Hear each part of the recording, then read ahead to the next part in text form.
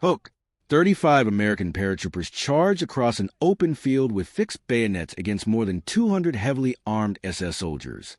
By every measure, it should have ended in disaster. Instead, what happened over the next few minutes became one of the most legendary small unit actions of the Second World War. But did it really unfold the way Band of Brothers portrayed it?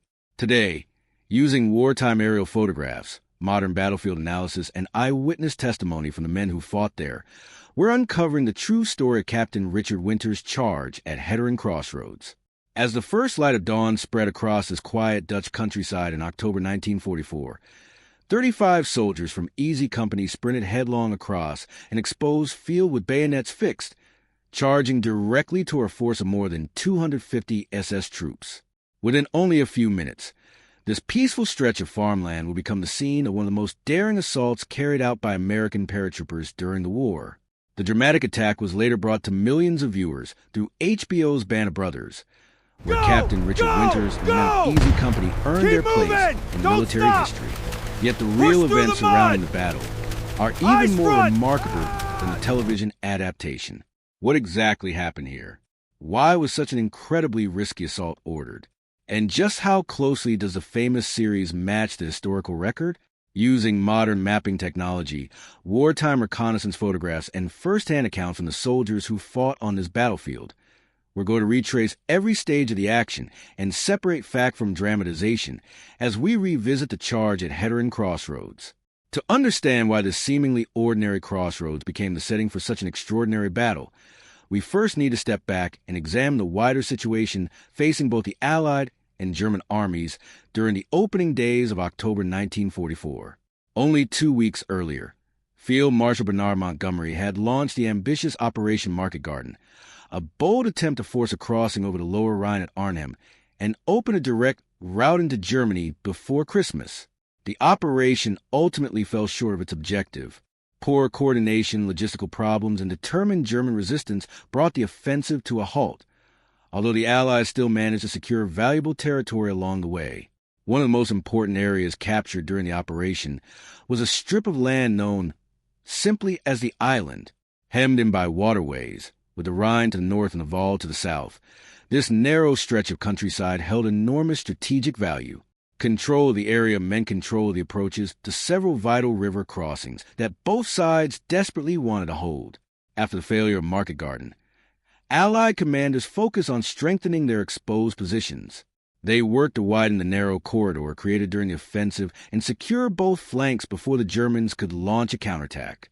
At the same time, German commanders were equally determined to recover the lost ground, especially the bridge across the Waal near Nijmegen, which had become one of the Allies' most important supply routes. By the beginning of October, both armies understood the importance of this small piece of Dutch countryside. Neither side intended to surrender willingly, and the stage was set for a fierce clash that would determine who controlled the island. The responsibility for defending this sector fell largely to the men of the U.S. 101st Airborne Division, better known as the Screaming Eagles. Having already fought in the battles of Normandy and Operation Market Garden, these paratroopers had earned a reputation as experienced and aggressive combat troops capable of operating under the most demanding conditions. Among the division's frontline formations was the 506th Parachute Infantry Regiment, one of the most famous airborne units of the Second World War. Like every parachute regiment in the U.S. Army, the 506th was organized into 3 battalions. Each battalion contained 3 rifle companies, each officially authorized around 125 men. Able, Baker, and Charlie companies formed the 1st Battalion. Dog, Easy, and Fox made up the 2nd Battalion, while George, Howe, and Item belonged to the 3rd Battalion. Our story centers on Lieutenant Colonel Robert Strayer's 2nd Battalion, and more specifically on Easy Company under the command of Captain Richard Winters. By October 1944, Winters had already established himself as one of the most respected officers in the airborne.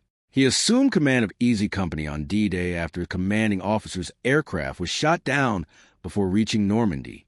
Only hours after landing, he led the famous assault on the German artillery battery at Becourt Manor, an action that earned him the Distinguished Service Cross and became a textbook example of small unit tactics. His combat record continued to grow during the fighting around Corentin, the brutal engagement at Bloody Gulch, and later during Operation Market Garden in the Netherlands. Despite all he had accomplished, Richard Winters was still only 26 years old. After relieving British troops on the northwestern edge of the island, Easy Company and the rest of the 506 were assigned the task of pushing north toward the Lower Rhine, securing newly captured ground, and preventing German forces from crossing the river into Allied-held territory. By the 4th of October 1944, Easy Company had established its positions around the small Dutch village of Randwijk, located roughly 1 kilometer south of the Lower Rhine. From there, the company was responsible for defending nearly 2 kilometers of front line, a task that included occupying several exposed observation posts overlooking the river. To the men holding these positions, it appeared to be another quiet stretch of the front. None of them suspected that a major German operation was already taking shape only a short distance away. To better understand what happened next, we first need to examine the battlefield itself. Thanks to Allied reconnaissance aircraft, a detailed aerial photograph taken on the 6th of September, 1944 allows us to compare the wartime landscape of the terrain as it exists today. Remarkably, very little has changed over the past 80 years, making it possible to reconstruct the battle with a high degree of accuracy. Looking across the area, the village of Randwijk can still be seen to the southwest. Running northeast from the village is a raised embankment road, or dike, that follows the southern bank of the Rhine toward the village of Heteren. Near the center of this route lies a small crossroads, where another elevated farm road branches north across flat, open farmland toward a ferry crossing on the river. Between these roads stretches a patchwork of drainage ditches, narrow fields, and open ground. Even today, those ditches remain almost exactly where they were during the autumn of 1944, offering a rare opportunity to visualize the battlefield exactly as the soldiers saw it. For the German High Command, the seemingly quiet countryside was far more than farmland. Their plan called for a powerful counteroffensive across the island, with an entire division attacking from the northwest. If successful, the assault would drive the Allies back, reclaim the ground lost during Market Garden, and reopen access to the vital Vaal River crossing at Nijmegen, nearly 15 kilometers to the southeast. To support that larger offensive, the Germans prepared a diversion. During the night of the 4th and 5th of October, 2 complete companies of SS troops quietly crossed the Rhine under the cover of darkness. Landing south of the river, they slipped unnoticed into the fields around Heteren Crossroads. Their objective was to launch a surprise attack the following morning, drawing Allied attention away from the main German assault that would soon begin elsewhere on the island. Captain Richard Winters knew nothing about these movements.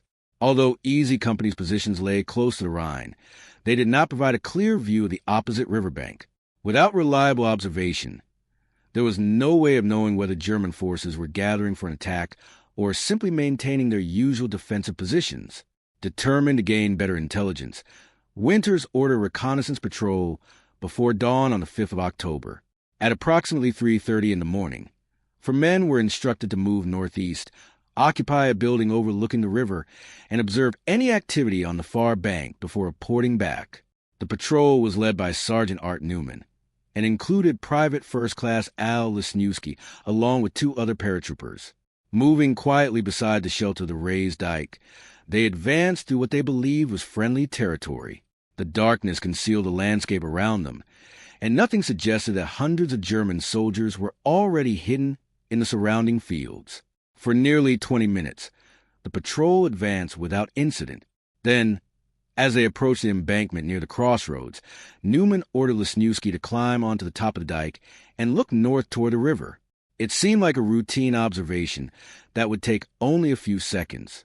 Instead, the moment Lesniewski raised his head above the embankment, he found himself staring directly into position of a heavily occupied German machine gun, nest only a few meters away.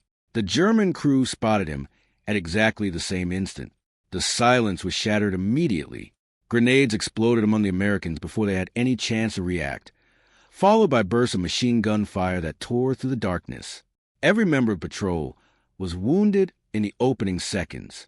Lesniewski suffered the worst of it, receiving an incredible 32 separate wounds across his face, neck, and arm. Despite the devastating ambush, The patrol somehow managed to avoid complete destruction. Using the cover of the ditches and embankment, the wounded paratroopers crawled and stumbled back toward their own lines. Against all odds, every member of the patrol survived the encounter and returned to Easy Company's positions. At approximately 4:20 a.m., the exhausted patrol reported directly to Captain Winters, describing the German machine gun position and confirming something that should have been impossible. There were now substantial German forces south of the Rhine. The report immediately changed the situation. According to Allied intelligence, no German troops were supposed to be operating on that side of the river. If Newman's patrol was correct, then the enemy had crossed the Rhine without being detected, and their intentions were completely unknown. Realizing the seriousness of the discovery, Winters wasted no time.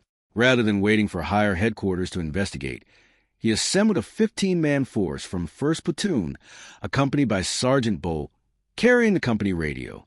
Their mission was straightforward: return to the area, confirm the enemy's strength, and, if possible, eliminate the German machine gun position before it could threaten the rest of Easy Company's defensive line.